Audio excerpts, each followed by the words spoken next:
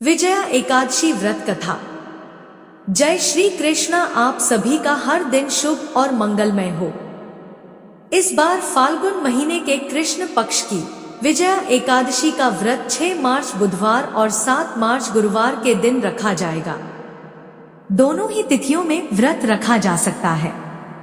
6 मार्च को दशमी तिथि युक्त और 7 मार्च को द्वादशी तिथि युक्त एकादशी रहेगी। अगर सबसे शुद्ध एकादशी की बात की जाए तो 7 मार्च गुरुवार के दिन व्रत रखने के लिए सबसे उत्तम दिन है, क्योंकि एकादशी व्रत का नियम है कि अगर द्वादशी तिथि के दिन एक अंश मात्र भी एकादशी रहती है तो उस तिथि में ही उपवास करके फिर त्रयोदशी तिथि में व्रत का पारण करना चाहिए। ऐसा करने से व्रत का पूरा फल प्राप्त होता है। विजया एकादशी व्रत कथा। एकादशी व्रतों का महात्म्य सुनने में धर्मराज युधिष्ठिर को अपार हर्ष की अनुभूति हो रही थी। मोक्ष प्राप्ति की इच्छा से धर्मराज युधिष्ठिर ने भगवान श्री कृष्ण से पूछा, वासुदेव, फाल्गुन के कृष्ण पक्ष में किस नाम की एकादशी होती है? कृपा करके बताइए। भगवान श्री कृष्ण बोले, युधिष्ठिर, एक बार नारद जी ने कमल के आसन पर विराजमान होने वाले श्री ब्रह्मा जी से प्रश्न किया, सुर श्रेष्ठ फाल्गुन के कृष्ण पक्ष में जो विजया नाम की एकादशी होती है, कृपा करके उसके पुण्य का वर्णन कीजिए। तब ब्रह्मा जी ने कहा, नारद सुनो, मैं एक उत्तम कथा सुनाता हूँ जो समस्त पापों का नाश करने वाली है। यह व्रत बहुत ही प्राचीन, पवित्र और पाप नाशक है। यह विजया नाम की एकादशी राजाओं को विजय प्रदान करती है, इसमें बिल्कुल भी संदेह नहीं है। पूर्व समय की बात है, भगवान श्री राम जी 14 वर्षों के लिए वन में गए और वहां पंचवटी में सीता जी तथा लक्ष्मण के साथ रहने लगे। वहां रहते समय रावण ने चपलतावश विज्ञातमास श्री राम जी की तपस्विनी पत्नी सीता जी को हर लिया। उस दुख से श्री राम अत्यंत व्याकुल हो उठे। उस समय सीता जी की खोज करते हुए वे वन में घूमने लगे। कुछ दूर जाने पर उन्हें जटायु मिले, जिनकी आयु समाप्त हो चुकी थी। इसके बाद उन्होंने वन के भीतर कबंध नामक राक्षस का वध किया। फिर सुग्रीव के साथ उनकी मित्रता हुई। इसके बाद श्री राम जी के लिए वानरों की सेना एकत्रित हुई। हनुमान जी ने लंका के उद्यान में जाकर सीता जी का दर्शन किया और उन्हें श्री राम जी की चिन्ह स्वरूप मुद्रिका प्रदान की। यह उन्होंने महान पुरुषार्थ का काम किया था। वहां से लौटकर वे श्री रामचंद्र जी से मिले और लंका का सारा समाचार उनसे बताया। हनुमान जी की बात सुनकर श्री राम ने सुग्रीव की अनुमति लेकर लंका को प्रस्थान करने का विचार किया और समुद्र के किनारे पहुंचकर उन्होंने लक्ष्मण से कहा, सुमित्रा नंदन, किस पुण्य से इस समुद्र को पार किया जा सकता है? यह अत्यंत अगाध और भयंकर जल जंतुओं से भरा हुआ है। मुझे ऐसा कोई उपाय नहीं दिखाई देता जिससे इसको सुगमता से पार किया जा सके। लक्ष्मण बोले, महाराज, आप ही आदिदेव और पुराण पुरुष पुरुषोत्तम है, आपसे क्या छुपा है। यहाँ द्वीप के भीतर वग्दालभ्य नामक मुनि रहते हैं। यहाँ से आधे योजन की दूरी पर उनका आश्रम है। भैया उन प्राचीन मुनीश्वर के पास जाकर उन्हीं से इसका उपाय पूछिए। लक्ष्मण की यह अत्यंत सुंदर बात सुनकर श्री रामचंद्र जी महामुनि वग्दालभ्य से मिलने के लिए गए। वहां पहुंचकर उन्होंने मस्तक झुकाकर मुनि को प्रणाम किया। मुनि उनको देखते ही पहचान गए कि यह पुराण पुरुषोत्तम श्री राम है, जो किसी कारणवश मानव शरीर में अवतरित हुए हैं। उनके आने से महर्षि को बड़ी प्रसन्नता हुई। उन्होंने पूछा, श्री राम, आपका यहाँ कैसे आना हुआ? तब श्री राम बोले, महर्षि, आपकी कृपा से राक्षसों सहित लंका को जीतने के लिए सेना के साथ मैं समुद्र के किनारे आया हुआ हूँ। मुनि श्रेष्ठ, अब जिस प्रकार समुद्र को पार किया जा सके वह उपाय बताइए और मुझ पर कृपा कीजिए। तब वग्दालभ्य मुनि ने कहा, श्री राम। फाल्गुन के कृष्ण पक्ष में जो विजया नाम की एकादशी होती है, उसका व्रत करने से आपकी विजय निश्चित ही होगी। निश्चय ही आप अपनी वानर सेना के साथ विशाल समुद्र को पार कर लेंगे। राजन, अब इस व्रत की फलदायक विधि भी सुनिए। दशमी का दिन आने पर एक कलश स्थापित करें। वह सोने, चांदी, तांबे अथवा मिट्टी का भी हो सकता है। उस कलश को जल से भरकर उसमें पल्लव डाल दे। उसके ऊपर भगवान नारायण के स्वर्णमय विग्रह की स्थापना करें। फिर एकादशी के दिन प्रातःकाल स्नान करें। कलश को पुनः स्थिरता पूर्वक स्थापित करें। माला, चंदन, सुपारी तथा नारियल आदि के द्वारा विशेष रूप से उसका पूजन करें। कलश के ऊपर सप्त धान्य और जौ रखें। गंध, धूप, दीप और तरह तरह के नैवेद्य से पूजन करें। कलश के सामने बैठकर वह सारा दिन उत्तम कथा वार्ता आदि के द्वारा बिताएं और रात में भी वहां जागरण करें। अखंड व्रत की सिद्धि के लिए घी का दीपक जलाएं। फिर द्वादशी के दिन सूर्योदय होने पर उस कलश को किसी जलाशय के समीप, नदी, झरने या पोखरे के तट पर ले जाकर स्थापित करें और उसकी विधिवत पूजा करके देव प्रतिमा सहित उस कलश को वेद वेता ब्राह्मण के लिए दान कर दे। महाराज, कलश के साथ ही और भी बड़े बड़े दान देने चाहिए। श्री राम, आप अपने यूथपतियों के साथ इसी विधि से प्रयत्न पूर्वक विजया एकादशी का व्रत कीजिए। इससे आपको विजय की प्राप्ति होगी।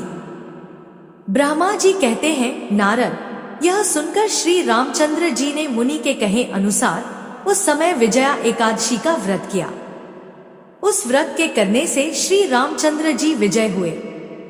उन्होंने युद्ध में रावण को मारा, लंका पर विजय पाई और सीता जी को प्राप्त किया। ब्रह्मा जी ने नारद जी से कहा, बेटा, जो मनुष्य इस विधि से व्रत करते हैं, उन्हें इस लोक में विजय प्राप्त होती है और उनका परलोक भी अक्षय बना रहता है। भगवान श्री कृष्ण कहते हैं, युधिष्ठिर महाराज, इस कारण विजया एकादशी का व्रत करना चाहिए। इस प्रसंग को पढ़ने और सुनने से 1000 वाजपेयी यज्ञ का फल मिलता है।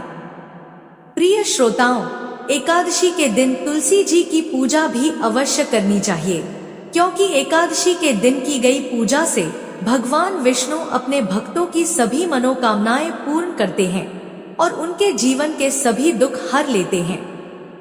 आज के दिन जो भी भक्त सच्चे मन से भगवान विष्णु के साथ ही तुलसी माता की भी कथा पढ़ता अथवा सुनता है, उनके घर में सदा सुख और समृद्धि के भंडार भरे रहते हैं। अब आइए सुनते हैं। अब आप सुनिए 11 माता की कथा। एक बार एक राज्य में एक राजा रहा करता था। राजा बहुत ही बुद्धिमान और बलशाली था।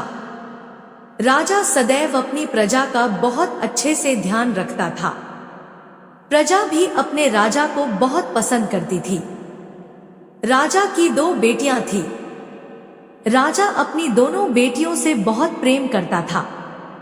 राजा की छोटी बेटी देखने में बहुत सुंदर और आकर्षण थी और राजा की बड़ी बेटी छोटी बेटी के मुकाबले थोड़ा कम सुंदर थी।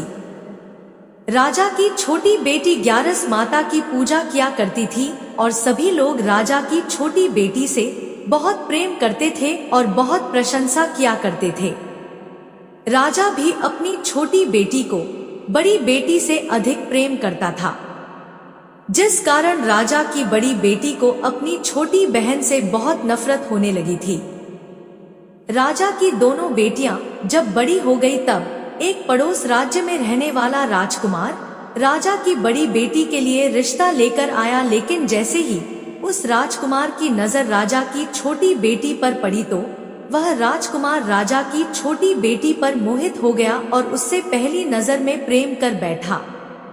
उस राजकुमार ने राजा की बड़ी बेटी के साथ विवाह करने से मना कर दिया और उसने राजा से कहा कि मैं आपकी छोटी बेटी से विवाह करना चाहता हूँ।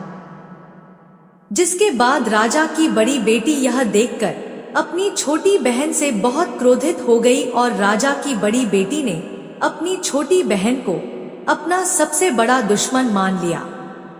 राजा की बड़ी बेटी ने अपनी छोटी बहन से बदला लेने का निर्णय लिया, जिसके लिए उसने अपनी छोटी बहन को जान से मारने का प्लान बनाया। राजा की बड़ी बेटी ने अपनी छोटी बहन को मारने के लिए सबसे पहले एक लड्डू में जहर मिलाकर अपनी छोटी बहन को दे दिया और उसको लड्डू खाने के लिए कहा, लेकिन लड्डू खाने के बाद भी छोटी बहन को कुछ नहीं हुआ। बड़ी बहन यह देखकर बहुत आश्चर्यचकित हो गई, लेकिन बड़ी बहन ने हार नहीं मानी और उसने जब रात में छोटी बहन अपने कमरे में सो रही थी तब एक मटके में सांप रखकर उसके कमरे में छोड़ दिया, लेकिन सांप भी छोटी बहन का कुछ नहीं कर पाया। जिसके बाद बड़ी बहन ने अपनी छोटी बहन से कहा कि चलो हम लोग कुएं में से पानी भरकर लाते हैं, जिसके लिए वह अपनी छोटी बहन को पानी भरने के बहाने कुएं के पास ले गई और उसने अपनी छोटी बहन को कुएं में धक्का दे दिया। लेकिन छोटी बहन को तब भी कुछ नहीं हुआ, क्योंकि हर बार ग्यारस माता उसकी रक्षा कर रही थी और उधर बड़ी बहन अपने सारे प्रयासों के बाद भी असफल हो रही थी, जिससे वह बहुत क्रोधित होती जा रही थी। फिर उसने अपनी छोटी बहन के पास जाकर उससे खुद ही पूछा कि मेरी छोटी बहन, तुमको पता है भगवान ने सबकी मृत्यु एक निश्चित समय पर लिखी हुई है और कैसे तुम्हारी मृत्यु होगी, क्या यह तुम जानती हो? तब छोटी बहन ने अपनी बड़ी बहन को बताया कि हाँ, मैं तो जानती हूँ मेरी मृत्यु कैसे होगी। छोटी बहन से यह सुनकर बड़ी बहन मन ही मन बहुत प्रसन्न होने लगी और उसने अपनी छोटी बहन से कहा कि तो मुझे अपनी मृत्यु का राज बताओ। छोटी बहन ने अपनी बड़ी बहन से कहा कि मेरी मृत्यु तो एक तोते में है, जो तोते के गले में एक हार है उससे मेरी मृत्यु होगी। जब तक कोई भी व्यक्ति तोते को मारकर वह हार अपने गले में पहनेगा तो मैं मूर्छित हो जाऊंगी, और जैसे ही उस हार को अपने गले से उतारेगा तो मैं वापस से जीवित हो जाऊंगी। अपनी छोटी बहन की मृत्यु का राज जानकर बड़ी बहन बहुत ही खुश हो गई और उसने अपनी छोटी बहन को मारने के लिए उसके पालतू तोते को ढूंढना शुरू कर दिया और छोटी बहन को इस बात का आभास हो गया था कि कोई उसकी जान लेना चाहता है, जिसके लिए वह अपने पिताजी के पास गई और उसने अपने पिताजी से कहा कि पिताजी, मेरी मृत्यु के बाद आप मुझे जलाइएगा मत, बल्कि आप मुझे अपनी पुरानी वाली हवेली में एक पलंग में लिटाकर छोड़ दीजिएगा। अपनी छोटी बेटी की यह बात सुनकर राजा बहुत आश्चर्यचकित हो गए। राजा ने अपनी छोटी बेटी से पूछा, बेटी तुम या क्या कह रही हो? तब राजा की छोटी बेटी ने बताया, पिताजी, समय किसी के लिए नहीं रुका है, कब क्या हो जाए किसी को कुछ पता नहीं है। और फिर राजा ने अपनी छोटी बेटी से कहा कि तुम ऐसी बातें क्यों कर रही हो? 2-3 दिन में तो तुम्हारा विवाह है। लेकिन छोटी बेटी ने अपने पिताजी को ऐसा करने पर मजबूर कर दिया और उनसे वचन ले लिया। राजा ने भी अपनी छोटी बेटी की बात स्वीकार कर ली और 2-3 दिनों के बाद जब शादी का समय आया तब राजकुमार बारात लेकर राजा के घर आया। उसके बाद राजकुमार और राजा की छोटी बेटी का विवाह शुरू हो गया। जैसे ही राजा की छोटी बेटी राजकुमार के साथ फेरे लेना शुरू करती है तो उसकी बड़ी बहन अपनी छोटी बहन के कमरे में जाकर उसके तोते को पकड़ लेती है और उसको जान से मार देती है। तोते के गले में जो हार था उसको अपने गले में धारण कर लेती है। जैसे ही बड़ी बहन उस हार को अपने गले में धारण करती है तो उधर छोटी बहन 3.5 ही फेरे ले पाती है और वहीं पर बेहोश होकर गिर जाती है। जिसके बाद राजा ने बड़े बड़े वैद्य हकीमों को बुलवाया और अपनी छोटी बेटी का इलाज करने के लिए कहा। राजा की बात सुनकर वैद्य ने छोटी बेटी को जब चेक किया तो राजा को बताया कि आपकी छोटी बेटी ना तो जीवित है और ना ही मरी हुई है। यह मैं ऐसा पहली बार देख रहा हूँ। राजा ने वैद्य और हकीम को यह बात बाहर बताने से मना कर दिया और उनको कहा कि अगर तुमने यह बात किसी को बाहर बताई तो हम तुम्हें फांसी दे देंगे। राजा ने अपनी छोटी बेटी को पुराने महल में ले जाकर एक पलंग में लेटा दिया और वहां पर कुछ सैनिक को तैनात कर दिया और राजा वापस अपने महल पर आ गया। राजा की बड़ी बेटी अपने पिताजी के पास आई और कहने लगी कि पिताजी, अगर यह शादी संपन्न नहीं हुई तो आपकी इज्जत का क्या होगा? आप कहें तो मैं आपकी इज्जत बचाने के लिए राजकुमार से शादी करने के लिए तैयार हूँ। जिसके बाद राजा ने अपनी बड़ी बेटी की बात मान ली और राजा ने बड़ी बेटी को छोटी बेटी के कपड़े पहनाकर मंडप पर भेज दिया। लेकिन राजकुमार यह जान गया कि यह राजा की छोटी बेटी नहीं है, बल्कि यह राजा की बड़ी बेटी है। लेकिन जब राजकुमार ने शादी करने से मना किया तो सभी लोगों ने राजकुमार को विवश करके राजा की बड़ी बेटी से बचे हुए फेरों को संपन्न करा दिया और विवाह करवा दिया। जिसके बाद राजकुमार राजा की बड़ी बेटी को अपने महल ले गया। राजकुमार राजा की बड़ी बेटी से ना तो बात करता था, न ही उसको पसंद करता था और ना ही उसके आसपास भटकता था। और राजकुमार ने यह फैसला लिया था कि वह अपनी प्रेमिका को ढूंढ कर रहेगा और यह जानकर रहेगा कि उसके साथ हुआ क्या है। एक दिन राजकुमार अपने घोड़े पर सवार होकर राजा के पुराने महल के पास पहुंच गया, जहां पर उसने कुछ सैनिकों को देखा। महल के पास पहुंचकर राजकुमार ने जब महल को ध्यान से देखा तो वह समझ गया कि यह तो हमारे ससुर जी का महल है। तब राजकुमार ने सैनिकों से पूछा, तुम लोग यहाँ क्या कर रहे हो और इस महल के अंदर उस पलंग में कौन लेटा है? जिसके बाद सैनिकों ने बताया कि यहाँ पर राजा की छोटी बेटी लेटी है। यह सुनकर राजकुमार बहुत प्रसन्न हो गया और वह तुरंत अपनी प्रेमिका के पास पहुंच गया और उसकी सेवा करने लगा। जैसे ही रात हुई तो राजा की छोटी बेटी उठकर खड़ी हो गई। राजकुमार यह देखकर बहुत खुश हो गया और उसने अपनी प्रेमिका से पूछा कि तुम यहाँ क्या कर रही हो? तुम मेरे साथ मेरे घर चलो।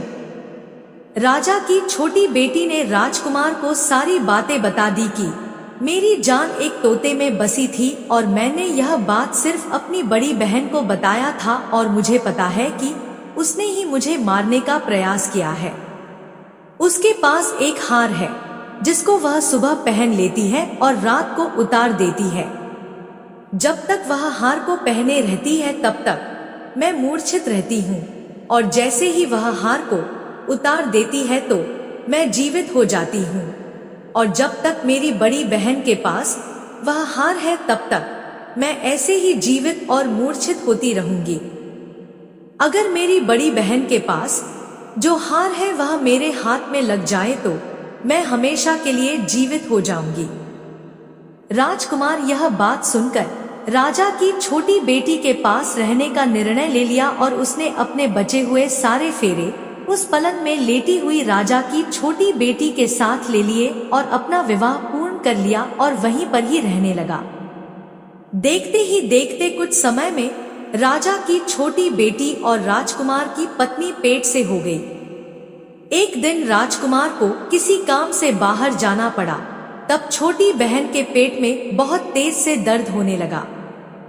जिसके बाद उसने ग्यारस माता का आवाहन किया, जिसके बाद वहां पर ग्यारस माता प्रकट हुई और उन्होंने अपनी भक्त के दर्द को दूर किया और एक पुत्र की प्राप्ति करवाई। और वहीं पर अचानक से राजकुमार भी आ गया। राजकुमार ने ग्यारस माता को देखा तो वह आश्चर्यचकित हो गया और उसने तुरंत माता को प्रणाम किया। और ग्यारस माता ने राजकुमार से कहा कि जब तुम्हारा बेटा 5 वर्ष का हो जाए तो तुम अपनी पत्नी का हार लाकर इसके गले में डाल देना। और देखते ही देखते राजकुमार और राजा की छोटी बेटी का पुत्र 5 वर्ष का हो जाता है। तो राजकुमार अपने बेटे से कहता है कि बेटा, मैं कुछ काम से बाहर जा रहा हूँ, तुम अपनी माता का ध्यान रखना। और वहां से चला जाता है। राजा को बाहर निकलते हुए बड़ी बहन के सैनिक देख लेते हैं और बड़ी बहन को जाकर सारी बातें बता देते हैं। जिसके बाद बड़ी बहन अपनी छोटी बहन के पुत्र को वहां से उठवा लेती है और उसको मरवा देती है। छोटी बेटी के पुत्र के 2 टुकड़े करवा देती है। पहला टुकड़ा चक्की के पास छुपा देती है और दूसरा टुकड़ा अपनी पलंग के नीचे रख लेती है। अब 11 माता भिखारी का रूप लेकर आते हैं। एक भिखारी का रूप रखकर बड़ी बहन के पास चली जाती है, जिसके बाद वहां पर भिक्षा मांगने लगती है। बड़ी बहन अपने नौकरों से कहती है कि जाकर भिक्षा दे दो, लेकिन जैसे ही नौकर 11 माता को भिक्षा देने के लिए आते हैं तो माता उन्हें मना कर देती है और कहती है कि मैं तुम्हारी महारानी से ही भिक्षा लूंगी। जिसके बाद बड़ी बहन स्वयं ही भिक्षा देने के लिए माता के पास आती है। तब माता एक बिल्ली का रूप लेकर उसके कमरे में चली जाती है और वहां पर राजा की छोटी बेटी के पुत्र के दोनों टुकड़े को आपस में जोड़ देती है और उसे जीवित कर देती है। उसके बाद उसे वहां से ले जाती है। राजकुमार अपने बेटे को लेकर अपनी पत्नी के पास जाता है और उससे कहता है कि तुम इसका ध्यान रखना। अगर तुम इस बच्चे का अच्छे से ध्यान रखोगी तो मैं तुमसे बात करूंगा। एक दिन राजकुमार अपने बच्चे से कहता है कि तुम मम्मी से उनके गले का हार मांग लो। जिसके बाद राजकुमार का लड़का अपनी मम्मी के पास जाता है और कहता है कि मम्मी, मुझे तुम्हारा हार चाहिए जो तुमने गले में पहन रखा है। यह सुनकर पहले तो बड़ी बहन बहुत क्रोधित होती है, पर उसको यह याद आता है कि राजकुमार ने कहा था कि अगर मैं इस बच्चे का ध्यान अच्छे से रखूंगी तो वह मुझसे बात करेंगे।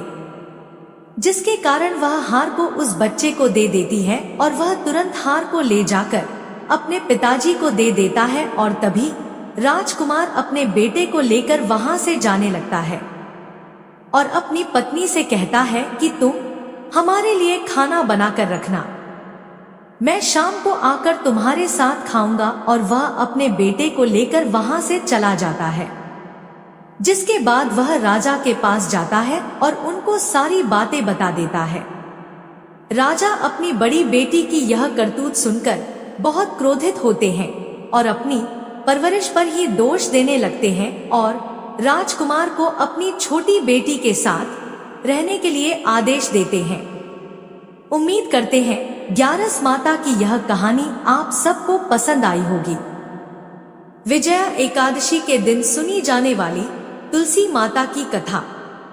एक समय की बात है, एक परिवार में ननद और भाभी साथ साथ रहा करती थी। ननद का विवाह अभी नहीं हुआ था। वह तुलसी जी के पौधे की बहुत सेवा करती थी। नियम से तुलसी को सींचती और दीपक जलाती थी, लेकिन उसकी भाभी को यह सारी बातें बिल्कुल भी पसंद नहीं थी।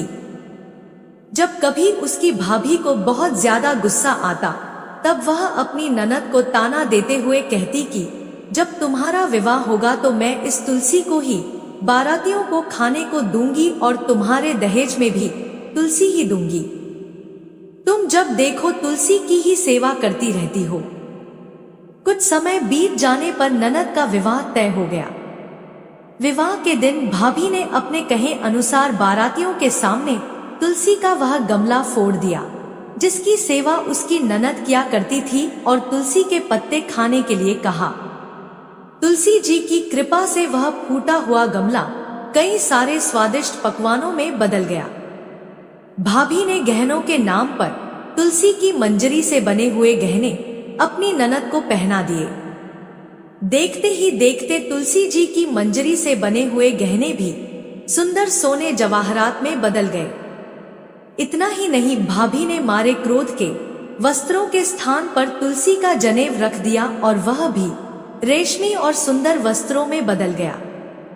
अब जब ननद अपनी ससुराल में पहुंची तो ससुराल में तो उसके दहेज की बहुत प्रशंसा हुई। यह बात भाभी के कानों तक भी पहुंची। उसे बहुत आश्चर्य हुआ। उसने सोचा कि उसने तो ननद के गहने, कपड़े और जनेव तक तुलसी जी के ही रखे थे, तुलसी की मंजरी रखी थी। यह सब जानकर भाभी को बहुत आश्चर्य हुआ। अब उसे तुलसी की पूजा का महत्व समझ में आ गया। उस भाभी की भी एक लड़की थी। वह तब अपनी बेटी से कहने लगी कि बेटी, तुम भी तुलसी की सेवा किया करो, तुम्हें भी तुम्हारी बुआ की तरह फल मिलेगा। वह जबरदस्ती अपनी बेटी से तुलसी की सेवा करने को कहा करती, लेकिन लड़की का मन तो तुलसी की सेवा में लगता ही नहीं था। धीरे धीरे समय बीता, भाभी की लड़की बड़ी हो गई। अब उसके विवाह का समय आ गया। तब भाभी सोचने लगी कि जैसा व्यवहार मैंने अपनी ननद के साथ किया था, वैसे ही अब मैं अपनी बेटी के साथ भी करूंगी, तो यह भी गहनों से लद जाएगी और बारातियों को भी खाने में तरह तरह के पकवान मिलेंगे और ससुराल में भी इसे बहुत मान सम्मान मिलेगा। यही सोचकर भाभी बारातियों के सामने तुलसी का गमला फोड़ देती है, लेकिन इस बार गमले की मिट्टी मिट्टी ही रहती है। मंजरी और पत्ते भी अपने ही रूप में रहते हैं। जैनेब ने भी अपना रूप नहीं बदला और जब भाभी ने सभी बारातियों को खाने में तुलसी के पत्ते दिए तो यह देखकर सभी लोग और बाराती भी भाभी की बुराई करने लगे। भाभी ने लालच में आकर अपनी बेटी के दहेज में भी तुलसी के पत्ते और मंजरी आदि रख दिए थे। जब बेटी अपनी ससुराल पहुंची तो वहां पर भी उसकी बुराई ही हुई। भाभी गुस्से के मारे कभी भी अपनी ननद को नहीं बुलाती थी। एक दिन भाई ने सोचा कि मेरी पत्नी तो मेरी बहन को बुलाती नहीं है, क्यों ना मैं ही अपनी बहन से मिलकर आऊं।